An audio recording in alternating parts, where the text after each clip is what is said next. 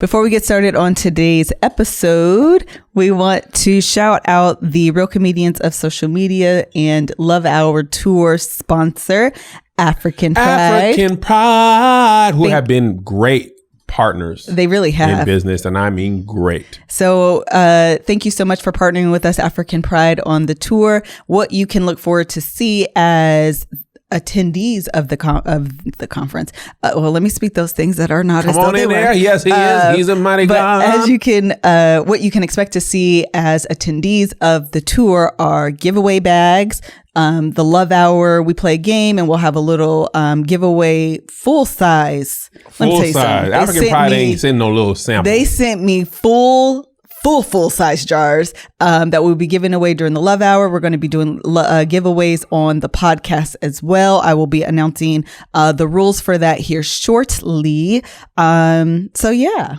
Thank you so much. Shout out to African Pride. Thank you so much for sponsoring the tour this year. Amen. All right, let's get into the episode. Amen.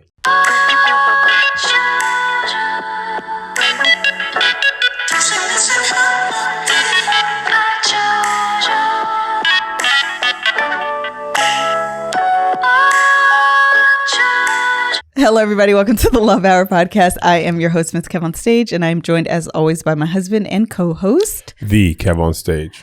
And he is exhausted. So before y'all start lighting him up in the comments, he gonna be yawning. Thank y'all. Thank you for protecting me. The whole episode, because he is exhausted. He's been working out, and he just came back from the road yesterday. Walking. I'm all out of sorts. We usually shoot the Love Hour first. Yeah. It's a more mellow podcast. Yes. Then Doughboy turns me up for Righteous and Ratchet. You went to the dentist. I'm all out of sorts. Yeah, we did. I got a clean bill of dental health today, too. Oh, did you? Why you ain't get no Gold Grill? I should have. You could come on Love Hour like this. Also, our original, what's the person called that cleans your teeth? Thank you. The hygienist, she quit. What she quit for? She got married. And her husband, is going to be a dentist. And she was like, I don't have to work, so I'm not going to. So shout out to her. I'm out. So I'm really sad. I know I do too, because I love my dentist and I love my hygienist. I was like super sad that she wasn't there.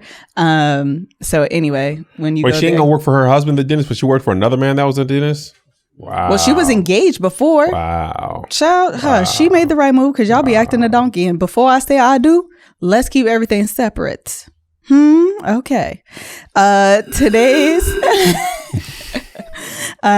so we have actually a submitted this or that question. Really? Yes. So I wanted to do it. Okay.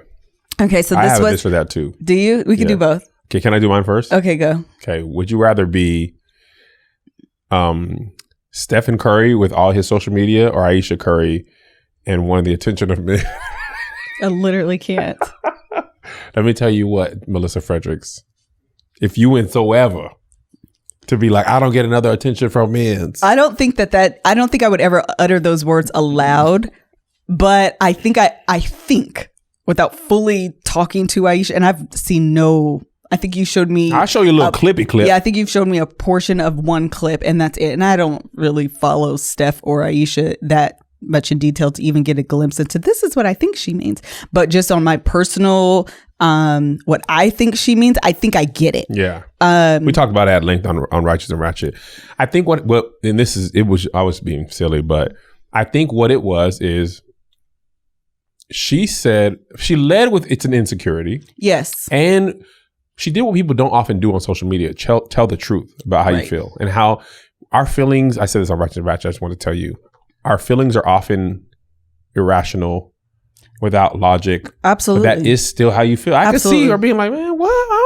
I don't even get like, am I cool? Like 100% agree that, and that's why it's important to acknowledge your feelings, but not be led by them, because they often are irrational and they don't make sense and they can lead you astray. However, to have this insecurity I feel like she's probably just questioning, is he so much the prize? What do I have to offer? What am I here? Like, who am I? Yeah. And I understand that if you are always associated as Miss Steph Curry, you can lose your value, you can lose your identity all up in who he is. Oh, yeah. And so, I mean, I get that. And I think when you are... But let you tell some men, Because it all supposed to be seen as a hootie-hoo call for the men to be like, oh, girl, you fine. She very clearly said, she said, I don't want it. I don't want the attention. And I think that's what people think of what she's saying as like a thirst trap, like she's looking for this attention. And I actually think it's the exact opposite. She probably just needs to either like some self-assurance and maybe some reassurance from her husband. People don't often work through their feelings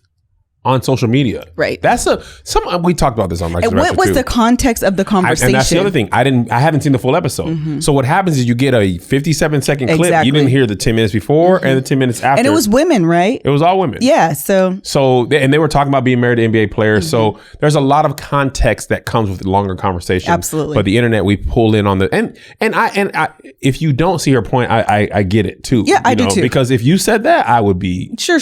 I wouldn't be trying to hear none of that. I'm only can say this because it ain't you. If it was you, I'd be like, oh, so you just, what they said. But what I believe. So what it now? Stop it. What I believe is her underlying sentiment, I have said. And I think what's hard for. No. I'm talking about you saying. Outright what she said, I haven't said. Yeah. But what I'm saying at the root of what she's saying, I have expressed. The base of the feeling is sometimes because he casts such a large shadow, I wonder how much I matter to people.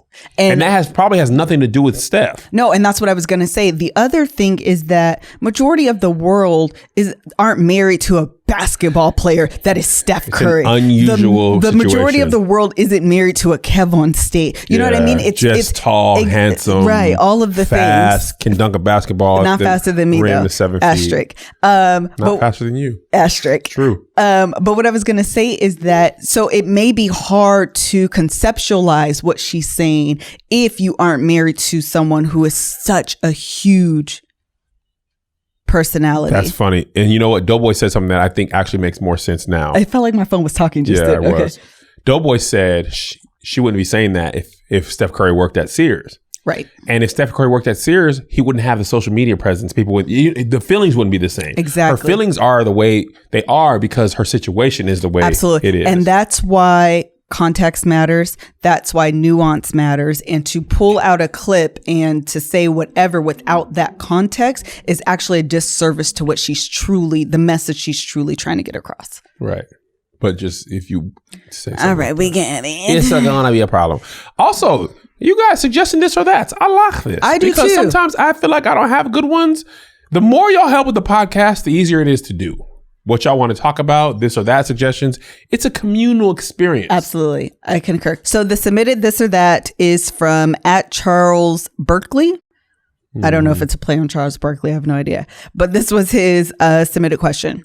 Would you rather never have to sit in traffic ever again in life? That means no matter where you drive or the time. Or would you rather deal with traffic but get paid $1 for every minute you spend in your car driving for the rest of your life? Wow. Yeah, I thought that was really good, right? My initial reaction is to get paid, but I've already spent so much of my life in traffic. I wish this was an option before when I had to go to ADD and spend an hour and a half in traffic each way. Get paid in $1 for every minute you spend in your car driving for the rest of your life. Ever be in traffic never again? Be in traffic again, no matter where you are, time of day, doesn't matter. I'd get paid. You guys would get paid? Yeah, because I'm almost used to traffic now. I factored it in. At least I'm getting paid for it. And the cities that we've been to that don't have traffic, I was thinking about Jay. Oh yeah. But then again, imagine living in LA without traffic. I'm going to take no traffic. Man, let me just say something. I can make $1. On Jewish holidays in LA, you can really get to places in you realize that the city is not huge. No, it's not. At least the part where we live in. Right. It's just you're in traffic so much. Right. Man, that's a good one, Charles Berkeley. I think that the one commodity in life you can never get back is time. And I would rather use my time doing what I want to do instead of being forced to sit in traffic because I literally there's no other way to get to where I'm going. So I'm reclaiming my time. I think I take the money. I'm outvoted though. Because I don't really drive as much as I used to now that I don't go to work every day. So I'm usually I'm not in traffic nearly as much. And just to be like, man, I was in traffic for 30 minutes. Here go $30. I'll be like, dang, that's. Be an Uber driver then. No, I wouldn't want to do that. It's the same-ish. It's not really the same, but it's the same-ish. Oh, you were saying same-ish. Yeah. Like you were saying ish like. No, I mean like it's kind of the same. Got it.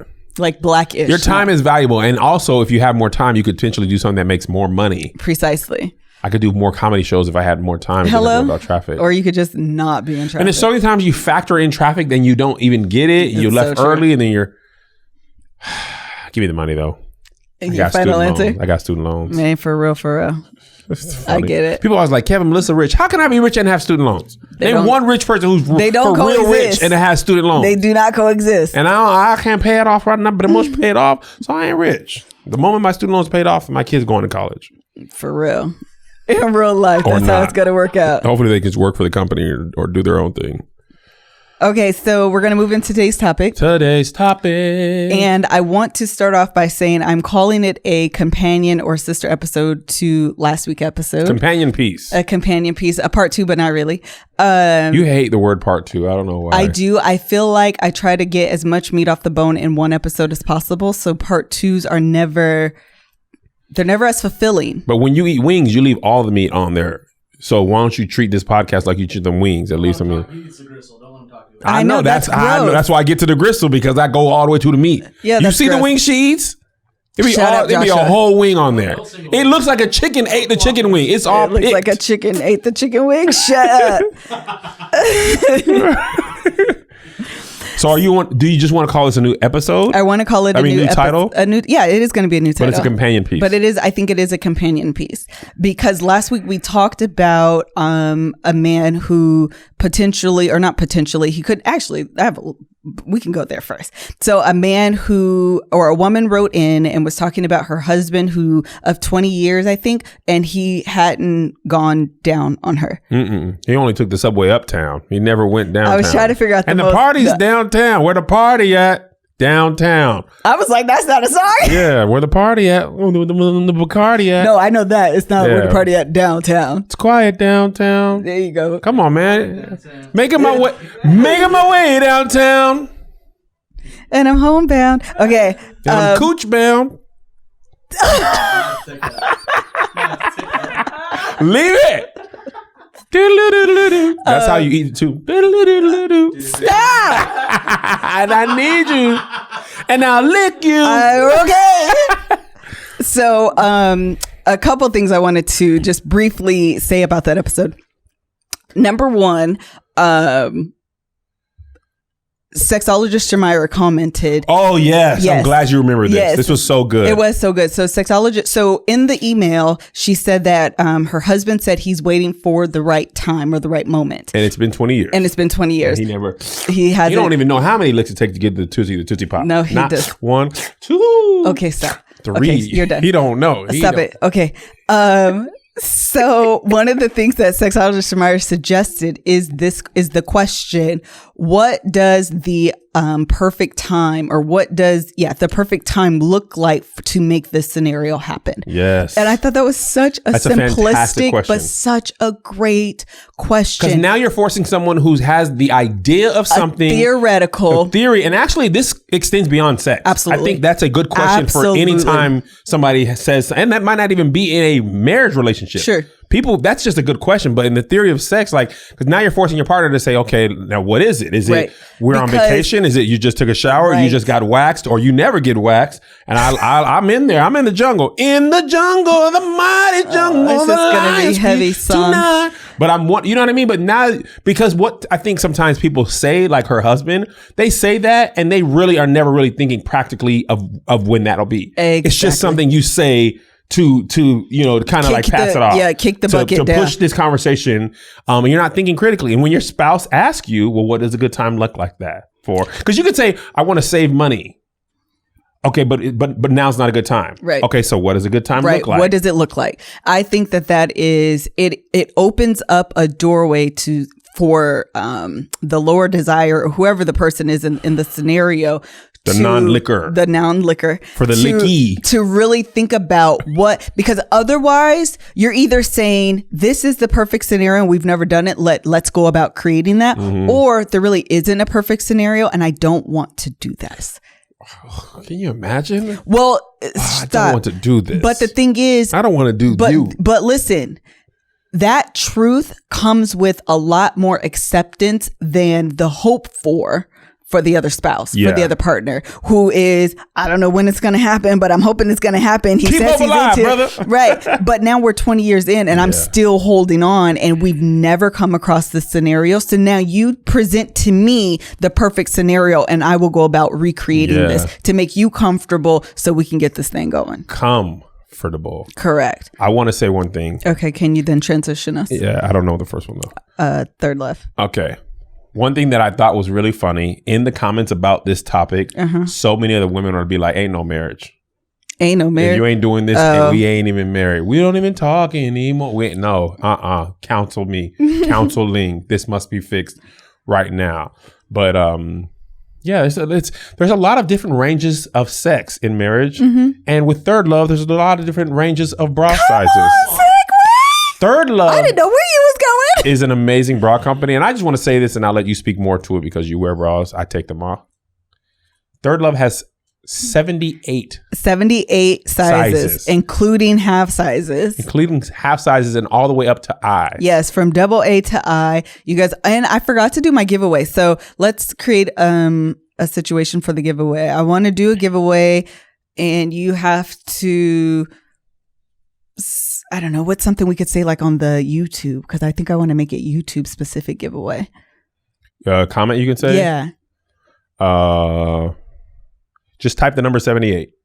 Good one. Type the number 78 in the comments. That means you know what we're talking about. We'll have Serena pick one of those out and we'll give you a You got it, Serena?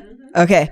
We'll get your size. It's on Melissa's YouTube page because the comments are off on mine. Yes. So go watch to this on Melissa's YouTube page. Miss KevOnStage's YouTube page, comment the number 78 and we will pick a winner and send you out a bra because I believe everyone should try this bra. It's absolutely amazing. So let me tell you about it. You guys already know my experience. I am in the process of overhauling all of my undergarments to be Third Love. I've almost successfully done this. I have. So they have, let me tell y'all all about it. They have the 78 sizes. They have half sizes. They go from double A all the way up to I. All you have to do is go to their website. You take a fit finder quiz. They ask you about like the shape of your size, the cup, like what you normally wear, and all these different kind of questions. It's not very long. It's like 60 seconds. And then at the end of it, they suggest a bra size. Obviously you can pick the bra size that you normally wear, and then they suggest a sister size as well. And then they'll send both of those out to you and you get to decide which one is more comfortable. Oh. Yeah, it's actually really nice. So the funny thing is when I first did it, I chose the size that I thought was best. And then I realized I was wrong. And so recently I went with their suggested size and I like it better. So they be knowing. They be knowing more than I be knowing. Do you take your bra off quickly when you get home because it's uncomfortable? Have you found yourself keeping Third Love bras on more? I don't take them off as aggressively. Oh boy, them years you stupid and I hate this job. Because they just get uncomfortable and it's just like a lot. It's just a lot. It's just a lot. It's just extra layers of clothing that's unnecessary. They have 100% fit. Free the nipple. Yes. 100% fit guarantee. Every customer has 60 days to wear it, wash it, and put it to the test. And if you don't love it, return it, and Third Love will wash it and donate it to a woman in need. That's so fantastic.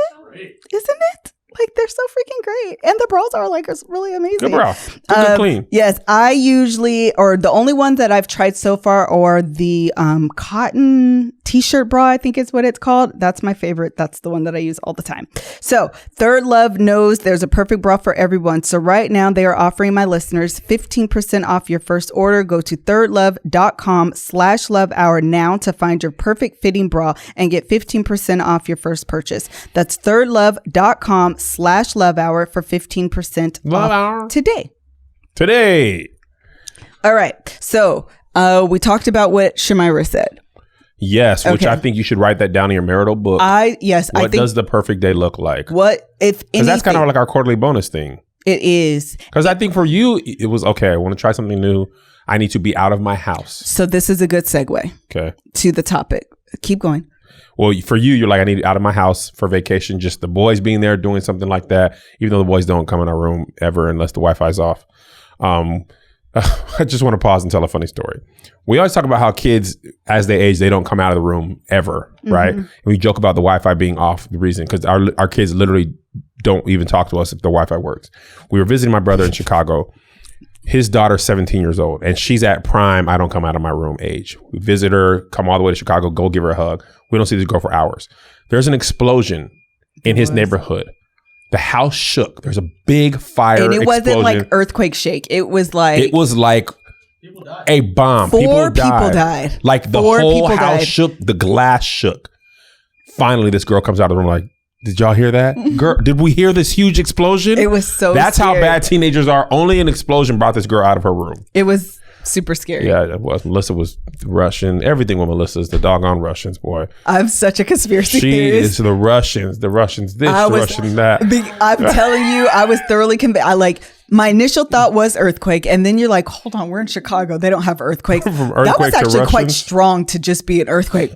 Oh my God, we're under attack. You would not have made it during the Cold War when it really was about to be the Russians. Listen, the Russians have moved on to Twitter hacking and Facebooking. They have. They're bidding us in a more susceptible way. Yes, you're right. You don't even know you're in a battle. This is facts, Kev. That's so scary. You just scared me a little bit more. Oh God. Okay. I can never go out of town. You're rushing to shine my light in your eye. All right, go ahead. That was a good callback. Shut up. How I was going to segue is that you were talking about that context for me. So how to make this the most comfortable to allow these sexual fantasies to come. What? I just thought of something. What? Go. The nudes conversation. Yes. You said something you're open to. You haven't done it yet. Mm-hmm. I can use Shamira's question. What does a perfect time look like for you? What's a scenario and where this would work? Because this is very much important to me. Muy importante. I can say that in 2 languages. So what's a scenario that we could create that would... Let me think about it. I'll get back to you. I actually have some things in mind. Do you? Yeah, but okay, I'm not gonna don't tell me I just don't want to do it because I'm going to be sad. No, but honestly, I think that question helps whoever's being asked to think about that. Think about this. To think about, is this actually something I want to do? And if I do, what's the scenario in which I'll do it? Yes. And if you can't think of a scenario, then just say I don't want to do it. I don't want to do it. And I think honestly, I know you haven't said that. I think like you were saying about the guy or the wife, although the truth is hurtful sometimes, at least it's I just can't do that. Like there's some sex things I'm sure there's so many things in marriage that you just want to do and you can't. You know, you just are uncomfortable. I've talked about this a lot. Travel, things, whatever the case is. Mm-hmm. And it's better. I feel like it'd be better for a partner to say that this is just something I'm not comfortable with at this time than to be like, yeah, maybe forever. Like if it's going to be no, just tell me no. Right. Okay. So one of the things that I'm going to start my book club in June, but I'm thinking about starting it this month because I started this book today. And I literally only listened to the introduction and then like a little bit of the first chapter. And I was like, oh my gosh, this book is already so life-changing. And I got there from listening to another podcast, and she mentioned intimacy and sex, accelerators and brakes. And I was like, ooh, I really like those terms. Like I want to learn more about it. So I started researching, and it led me to this woman's book, and it's called Come As You Are. Hold on. It's called Come As You Are, The Surprising New Science That Will Transform Your Sex Life by Emily Nagoski. And literally I am 3 minutes in on the screenshot that I took it, and I was already like, oh no, I need to make sure that I remember this and post this on our social media because it is so good. So the concept of accelerators and brakes is this, that first of all, that sex is more than just a behavior. Mm-hmm. It is more than just the physical act. It's more than just bumping uglies. It's more than just bumping uglies. They're ugly down there. At least some men's is ugly. Okay. So it's more than just PMVG. It's more than just intercourse. That's what we should say. It's more than just intercourse. Say PMVG, it's funnier. Okay. It is a psychological, biological, and the social construct that we believe that drive that behavior. That is really interesting because you don't think about that. You don't think about like, obviously we think of sex as the like act. The physical act, yes. But you don't think of like how you were raised helps you. Absolutely. How much your parents talk to you, your religious background, your comfortability with your body, regardless of shape. You can be in great shape and uncomfortable. Yep. You can be in quote unquote poor shape and comfortable, but all that stuff, how you feel, your health, your stress levels, like all of that creates like, I would say your mindset Absolutely. for sex, and even if you say you had bad sexual relationships before, you were taken advantage of, maybe you sexual assault, or you got to sex later, or you really active early, you know what I mean? Like, until you brought this up, I never thought about how many factors Absolutely. weigh into your sexual framework, right, and your desire. Even like when you before you had kids, your thoughts after you have kids, your home depending on where you are in the month. Yes, all of those things play a role, and they're going to drive your behavior. Right. And we don't think about those. So often when we see like movies and all of those things, sex is very siloed, and in real life, sex is in context. Yes. I just made that up now. That was so good. Up top. That's so true because, and it's a shame of how much we think about sex through movies. But even in life, even when you talk about sex, birds and bees, parents, whatever, you never think about that. No. I'm 35, 36. Like, you maybe had a thought in the back of my mind, but you never think of the whole scope of what your sex life is. Absolutely. You just think of like I'm going to give an example. Remember times in our marriage where I would go to have sex with you or try to have sex and you'd be like, nah, or whatever, right? Every time that happened, my thought was, she doesn't want me. I never even thought of like tired. Like this is before I realized that you have to get your mind there. You have an exhausted day. You just can't go. For men, it is literally go time. Well, and that's part of the book, is that she's like normalizing. What she says is that there is a variety in normal.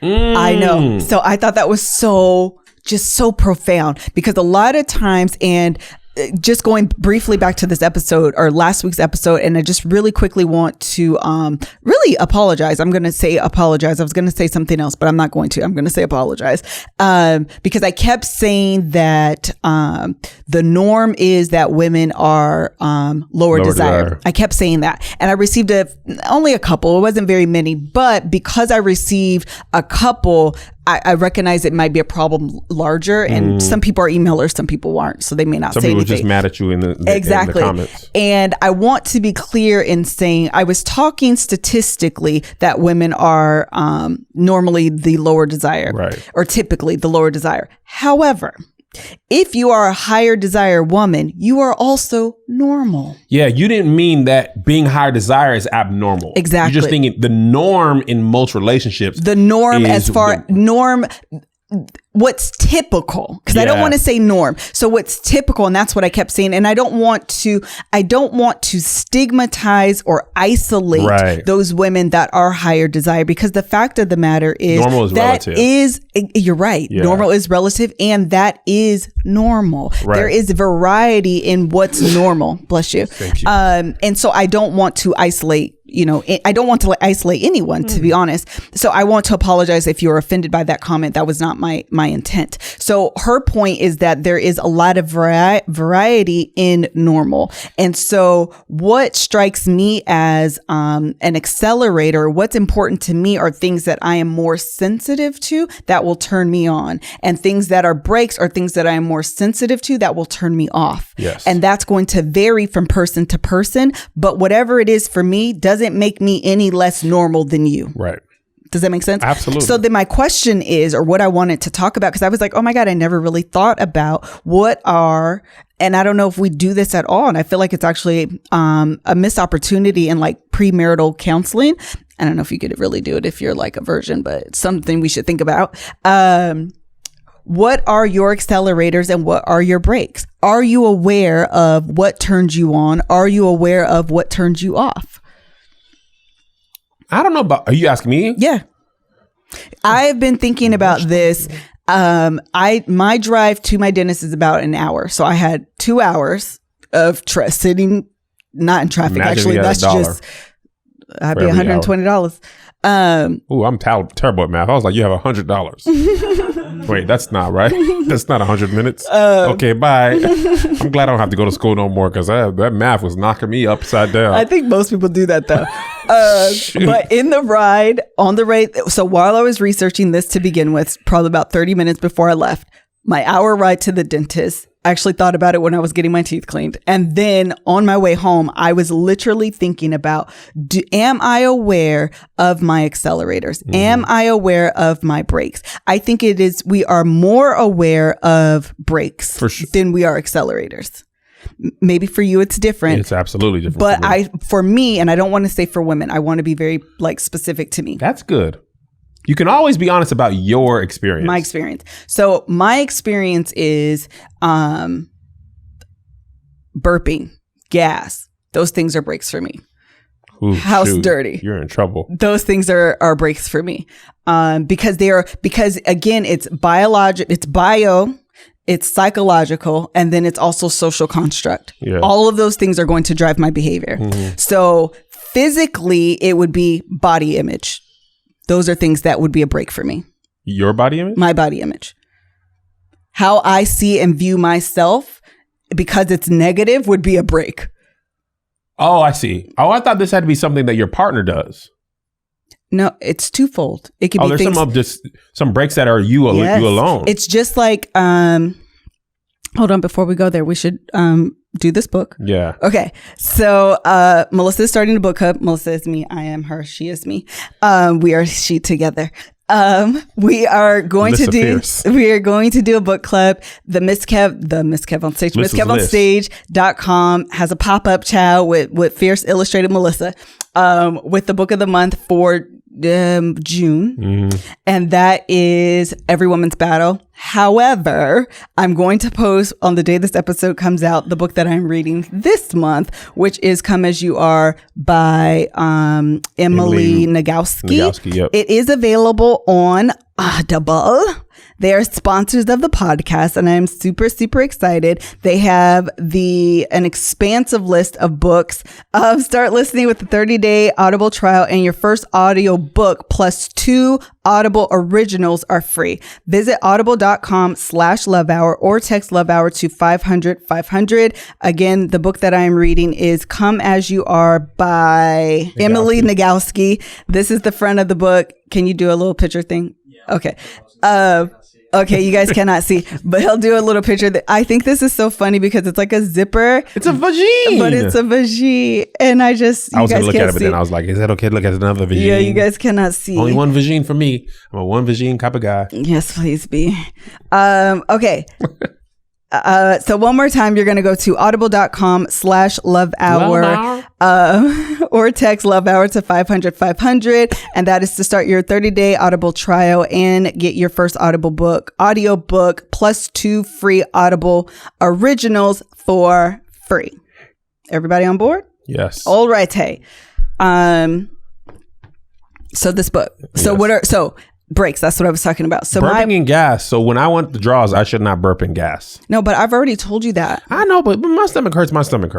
But then I just got to know that, hey, if you're going to be pooing all day, then your chances is low. Well, yeah. Sometimes I mean, it's just gotta wait. But it's also just a turn off. Yeah. That's all I'm saying. But how do I get you back? So let me go through my list, Chuck. Because I'll be like, man, my stomach going to hurt for no one. You. I'm trying to accelerate. I'm trying to only accelerate. So this I know we were talking about your body images and the decelerator for you. So that would be a break for me. A dirty house would be a break for me. I'm trying to think what else. And so as I was thinking about, I was like, oh my gosh. Tell me all the things that I can do. Okay. The point is that it's very easy to recognize turn offs. where I was getting like, oh my God, I've never thought about this before, is what are turn-ons. Yeah. And because I think that I am not a, what does she call it? Sexually spontaneous person. I am more sexually responsive. Mm-hmm. So what that means is you don't have just natural like sex urges. Why are you laughing? Let me tell you one thing that was so funny. Yeah, I don't know if I should say it. Go with that thought. So let me help you. So because of that, it's very easy to get in my own head and like be worried about like these other breaks or these other factors and draw me out and therefore not be responsive to sexual advances. Yes. And that can be like a damper on a relationship. Yeah. So what are the accelerators? So that's the thing. As I've been thinking about this, like freaking all morning, I have not really been able to come across what are concrete accelerators for me. And that is such a huge problem because that means I can only decelerate you. True, but also and you can't accelerate yourself. No, it's not. So this is what I'm thinking. I want you to help me get the more Okay, sex. If you stop talking, I can talk. What it says is that I can tell you what not to do. I can't tell you what to do. You know what's funny about that for you? In our sexual explorations, our Lewis and Clarks, you even in that, you're like, hey, that doesn't feel good, or don't do that. But what feels good? Right. Just don't do that. And what should I do? I don't know. Don't talk to me about it. I think it speaks to, again, going back to sex is biology, psychology, and social construct. It goes back to the purity movement. And I think that movement impacted men and women differently. Oh yeah, men. We wasn't trying to be pure. All we was trying to do is take your purity, and that was a notch on our belt. Exactly. There was no reward for being a pure man. So if my body is the prize because it is pure, I can't explore what feels good. You can't even explore. Is that breaking the purity movement? See what you like on your own self? Yes. That ain't pure as you. What you gotta wash it? No. What if you wash it and you're like, oh, I kind of like that. I'm unpure. Well, it would fall under masturbation. You gotta get in there and clean that thing. Just take your time. See what it feels like. As you're cleaning, be like, I like that. And maybe it's way dirty. It doesn't have to be really dirty. Do you have a question? It's very dirty today. You've been in the shower an hour. I'm dirty. I'm very dirty. I just want to see why I'm dirty in this one area. Everybody in here is having a good time. I was just cleaning and then I said, this is very much dirty. I think that's really interesting because we talked a lot about how much your mindset plays into it. So when we were married, we were 20 years old, right? You were one of the few people. Actually, I can't even say that I knew anybody else that was a virgin at that age, at the ripe old age of 20. And those years of purity achieved one goal for you, then made something else very difficult for you. Mm-hmm. You're 36 next month? Hello, 35. No, I said 36 in 2 months. No, okay. Just stay at 35 though. Okay. The residuals of those thought processes haven't washed away. Oh, absolutely not. And you haven't needed that thought process in regards to sex for almost 20 years. And that's why I say that brainwashing to me is believing a falsehood when confronted with the truth. And to me, that is why we've been married for how many years now? 15 years. 15 in 6 weeks. 15 years. And I'm still dealing with that brainwashing because I now know better. I have researched and read and talked and have a podcast surrounding things that are better than how I was taught, better than what I once believed. Yeah. And I still have struggles overcoming them. That is brainwashing. Mm-hmm. It's interesting. Do you think there's any way to undo that stuff for you? I think I am doing the work. Is there a way to speed that up for the good of the community? I am the community. I think it's really interesting. I never really thought about, I think that thought that you introduced earlier is really kind of ringing in my head. What is? About sex being a conglomerate of everything, especially how you're raised, religion, family, how you were taught. You're talking about it, lack of body image, self-image, how comfortable you are with yourself and how that plays in.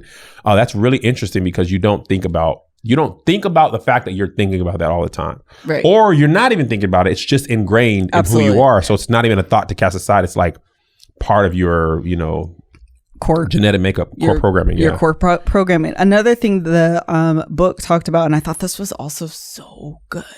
And I feel like I've gone through this too. And I think, it speaks to not knowing what turns me on for real. Like, I really need to really sit down and think about this. Want you to. So she talks about when you are, what she called it non-concurrence. I called it incongruence. Tomato. Semantics. Who's that? And so what she talks about is when you are, again, this is all in the intro chapter. Okay? Yeah, fit be a fire book. This is not, I've barely got into chapter 1. I got all of this information just in the intro. And I was like, Lord have mercy. I need to pull over and write all these notes down. But she was talking about, so sexual nonconformance or incongruence. And that is when your mind is turned on, but your body is not. Yeah.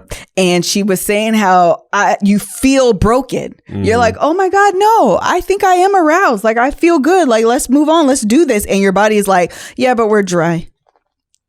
And so that will also play a role in, that's the context. Man. What do you think it is? There's just so many thoughts. I don't know if I can say them.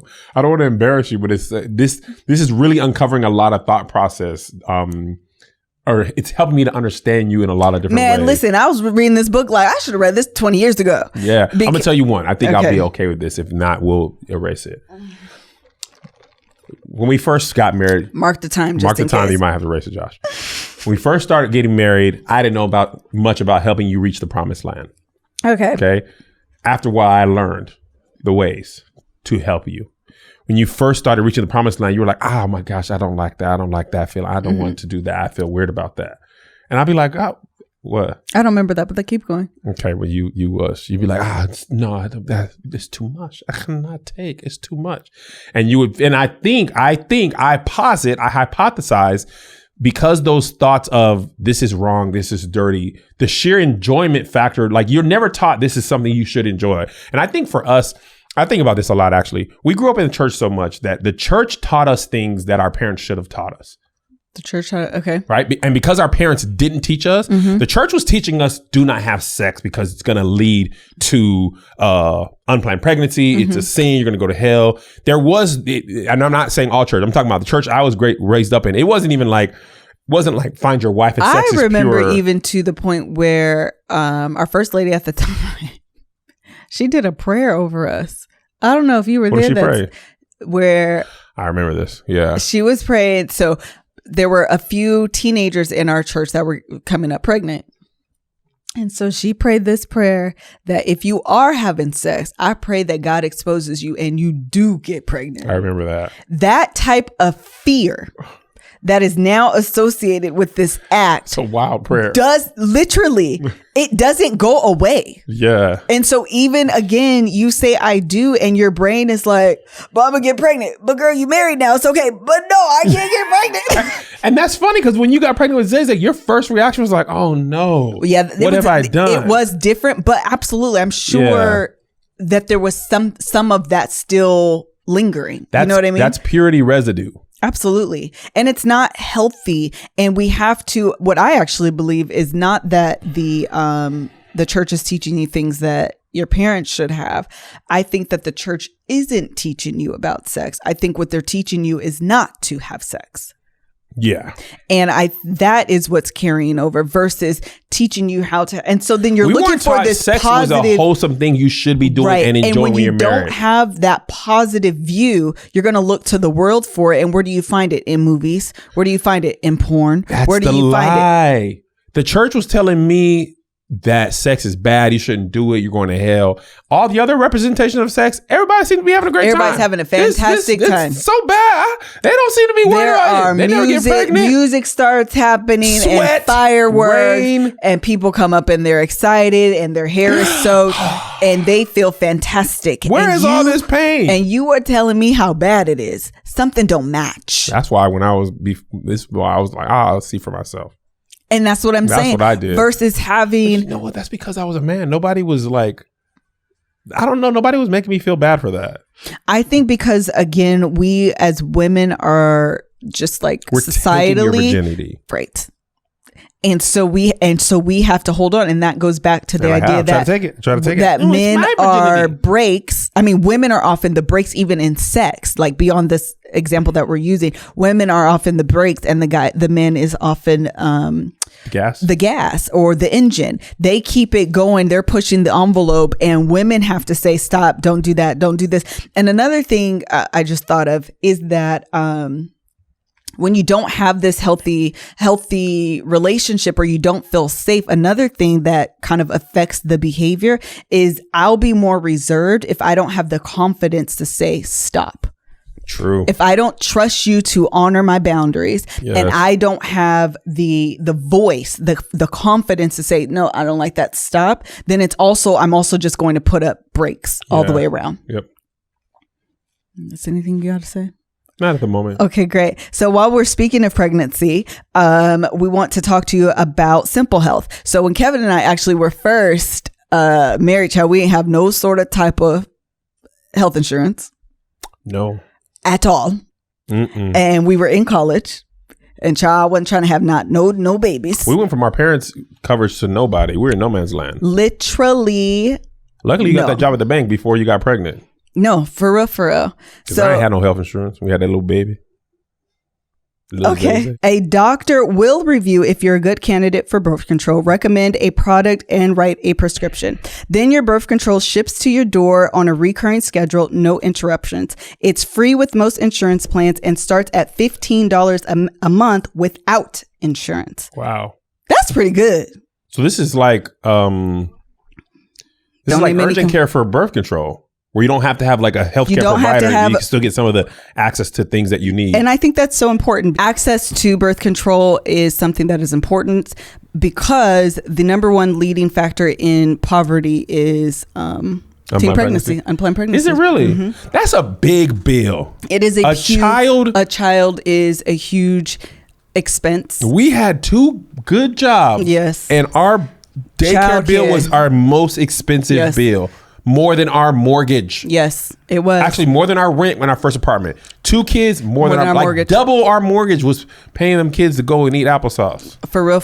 So, child, if this was available when we was young, I definitely would have taken this up because $15 a month. We might not have Zay and JoJo. We might have Nene and No. That's good. So we get it. Birth control, it can be expensive. It's not always accessible. This makes it more accessible and convenient for you. They'll deliver it to you on a recurring basis. It's freaking fantastic. So what is the offer? How do you take advantage of this? Don't miss your chance to try this service for free. My listeners get the $20 prescription fee waived by going to simplehealth.com/lovehour or entering LOVEHOUR at checkout. That's go to simplehealth.com/lovehour or entering LOVEHOUR at checkout. You get the $20 prescription fee waived. Nice. That's freaking fantastic. Very fantastic. Child, that's another month of no positive lines. Okay, so what else did I want to talk about with this? So as a man, are you more aware? So I want to say as a man, but I'm also just asking you. As a Kevin, I don't want to speak for all the men because I ain't going 20 years without a lick. Okay, so as a Kevin, are you aware of your brakes and your turn-ons? I'll tell you my turn-ons. Accelerators. Accelerators, turn-ons. I like to be desired. Okay, so tell me more. I like to be laying in my bed, watching Seinfeld. I love a good booty scooch. Booty scooch me in. Let me know what time it is. Like, booty. It's going to be that type of night. Big fan of booty scooch. Okay, that let me know what's up. So that's an accelerator. That's hey big head in real life. Put a soft booty on you. Like, soft booty? I literally can't stand you. Okay, keep going. What's your number 2? Number 2, probably this is the best.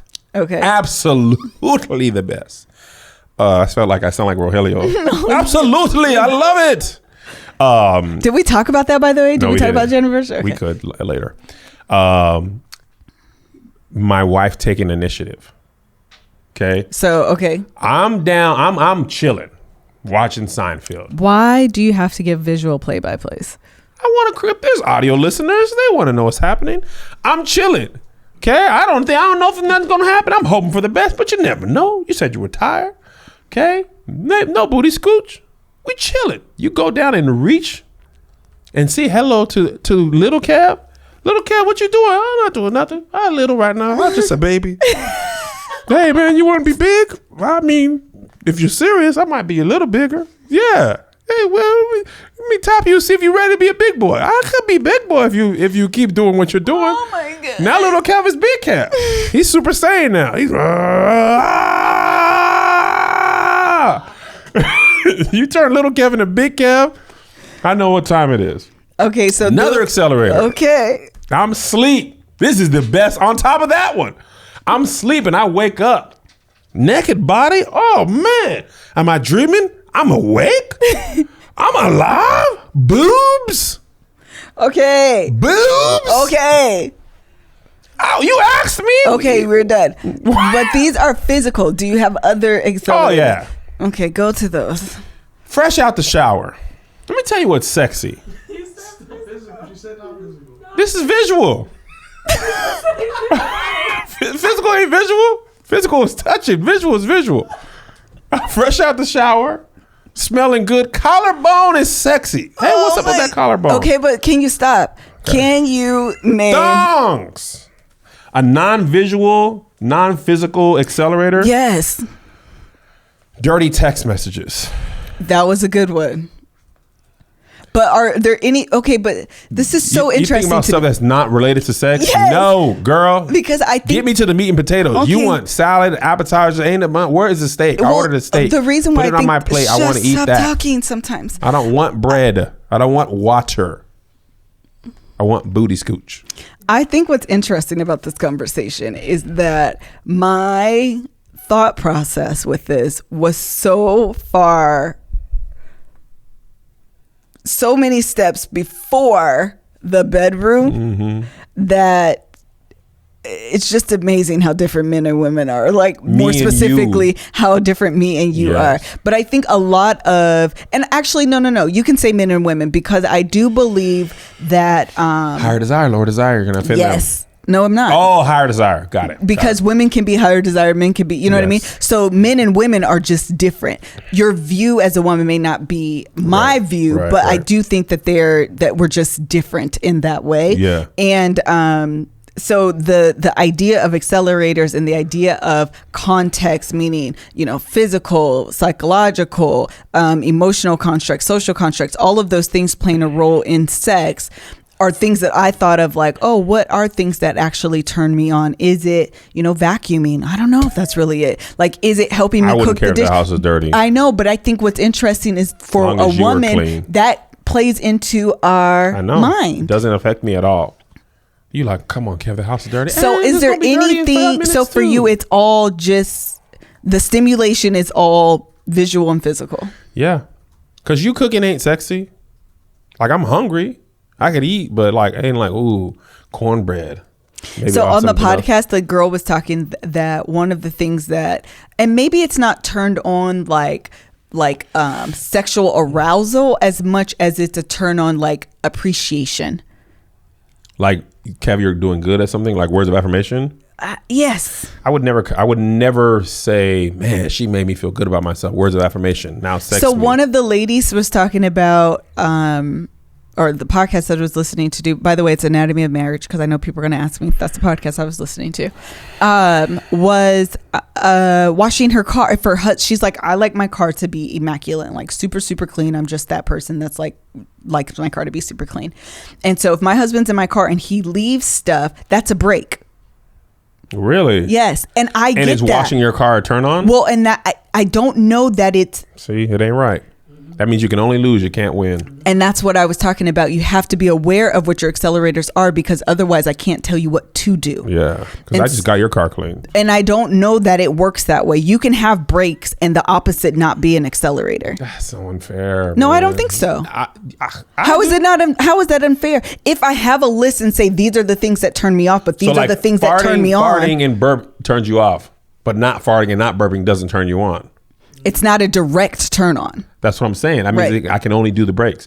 Body image is another one for you. I can't affect you. Well, so this is the other thing that I think is important. I'm happy you said that, and I'm happy this thought came to my mind. I'm happy that I'm with you. I don't want you to take ownership of my sexuality. I'm listening. And so what you just said was that, say your comment again. Burping and farting turns you off, but not burping and not farting don't turn you on. And then you said something after that. And then I said body image, I have no control over. Thank you. Body image. Thank you. That's the one I wanted you to say. Okay. So my body image is not something you can control, and therefore you shouldn't take ownership of. I wasn't taking ownership. Yeah, but what you were getting at was body image is something that you have, and that I can't help you get over that. Right. That's trying to that's trying to help me get out of this. And what I'm saying is I don't want your help, and I don't need your help. I don't think so. I think that's me saying I don't have any effect on that. I have no say-so on your view of your body. Right. And so was your end goal not to say then you can have these body images and the body image issues, and then they then infect the sex that you and I have? Plead the fifth. Because I'm right. When you put it that way. Because I know what your ultimate... I want my lawyer. I know what your ultimate goal was. You don't know my ultimate your goal. Ultimate goal is... Booty scooch. Your ultimate goal is not to say, I'm concerned about this and I want you to have a better body image. Your real concern there is if you don't feel good about yourself, then that affects the potential for me and you to have sex. You make me sound like a dog. No. But what I am saying is... that you are. But what I also am saying is that when you repeat my words back to me, it makes me sound bad. I just repeat them back for clarity and not for my own clarity, because I understand you don't. You're right. The point is, I wasn't even aware of my own ulterior motives. I saw that a mile away. Which is why I said I don't want you, and this is important for I wanted to say do you have a complex about it now? No, I don't. I'm actually being very clear that it's not a complex. But what I am saying is that in order for any of this, even going back to the example last week, and just for you and I, and for women that may identify with me, or men that may identify, any person that may identify with me, you have to take ownership of your own sexuality. Mm-hmm. And that's identifying your brakes. That's identifying your accelerators and not leaving that responsibility to your spouse to figure out. And that's why I say if I have body image issues, then those are things that I have to figure out and not allow you to try. Well, try this. Well, maybe try these affirmations. Well, maybe try this. Well, maybe you look good to me. You look good to me, because that ain't going to change nothing. It's not going to change anything. And it is my sexuality. It is my body. And these are things that I have to work out, because then it's not about you. It's about me.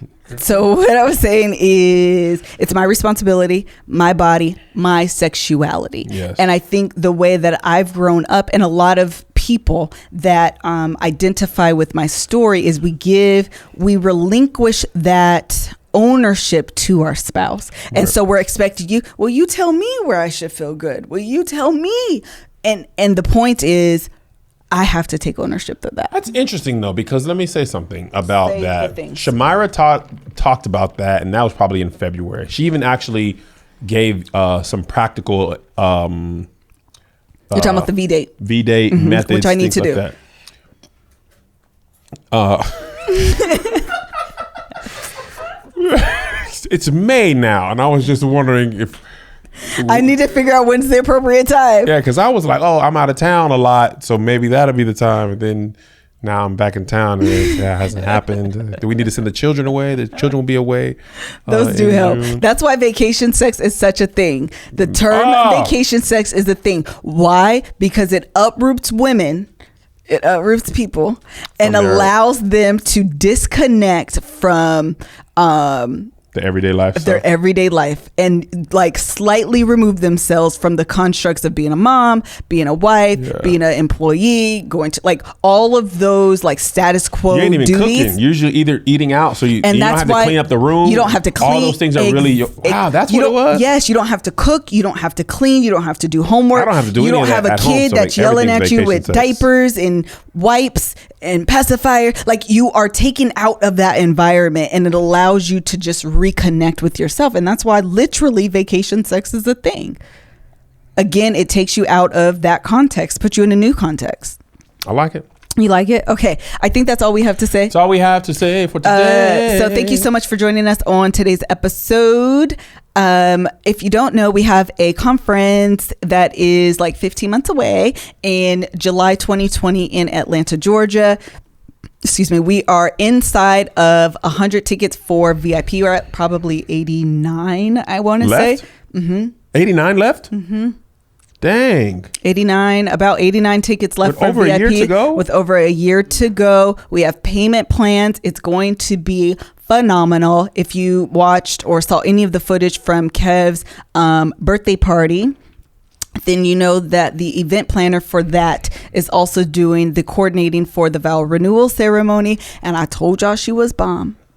And she's check the statistics. And child, she's My finna Instagram, be Liss's Instagram. She's finna be bomber. She has a whole what are they called on Instagram where you have that bubble highlight. Thank you. She has a thank you. She has a highlight on her Instagram, Kevin's birthday, and you can see like her decorations and just the level of detail she put into it in like 7 days. Like honestly, she's super bomb. So you can go to thelovehour.com to register. Registration's available now. We have payment plans. We have all the things. And if you're listening to this and you're like, you know what, I really like Melissa and Kevin and the Love Hour, but I feel like the conference is just for married people. Stay tuned. Stay tuned, single ladies and guys. Stay tuned, because I'm finna be doing some things and announcing some other things. So just stay tuned. I haven't forgotten about you. I did initially, and then y'all kind of came for me. So I didn't forget about y'all. So we're going to be putting some things together for you guys as well. And I think that's it. Thank you to our sponsors. Audible, Third Love, and Simple Health. Make sure you support them. And supporting African them Pride. and African Pride. Supporting them is supporting us. Don't forget the giveaway that's happening for African Pride in Miss KevOnStage's YouTube. Just comment 72. 78. 78. Is it 72 or 78? 78 bra sizes with Third Love. 78 is the number to activate your gift. Okay. Thank you very much. We see you next time. Bye. Bye.